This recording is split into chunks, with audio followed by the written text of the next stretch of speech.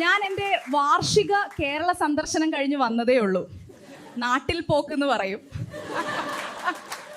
കയ്യിലുള്ള കാശ് മുഴുവൻ ഫ്ലൈറ്റ് ടിക്കറ്റിന് കൊടുത്തിട്ട് ബന്ധുക്കളുടെ വക എയർ കിട്ടാൻ പോകുന്ന പരിപാടിയാണിത്.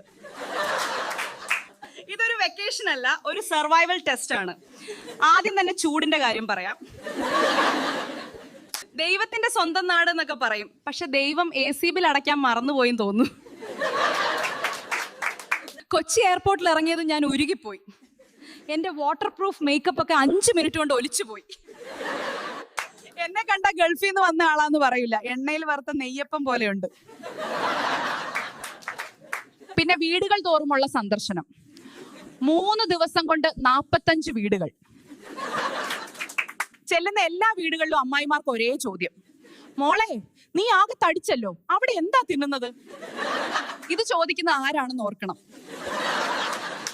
എന്റെ വായിലേക്ക് 3 പ്ലേറ്റ് ബിരിയാണിയും 2 ഗ്ലാസ് പായസവും നിർബന്ധിച്ച് തന്നവരാണ് ഈ ചോദിക്കുന്നത്.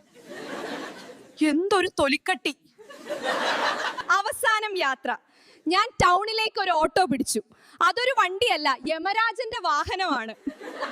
ഡ്രൈവർ ഷാജിയേട്ടൻ വിചാരിച്ചിരിക്കുന്നത് പുള്ളി ഫാസ്റ്റ് ആൻഡ് ഫ്യൂരിയസ് സിനിമയിലെ നായകനാണെന്നാണ്. ഒരു കൈ കൊണ്ട് ഫോൺ വിളിക്കുന്നു, മറു കൈ കൊണ്ട് മുണ്ട് മടക്കി കുത്തുന്നു. ഇതിനിടയിൽ പാഞ്ഞു പോകുന്ന KSRTC ബസ്സിനെ ഓവർടേക്ക് ചെയ്യുന്നു. സത്യം പറയാലോ, ഞാൻ എന്റെ മരിച്ചുപോയ വല്യപ്പച്ചനെ വരെ മുന്നിൽ കണ്ടു.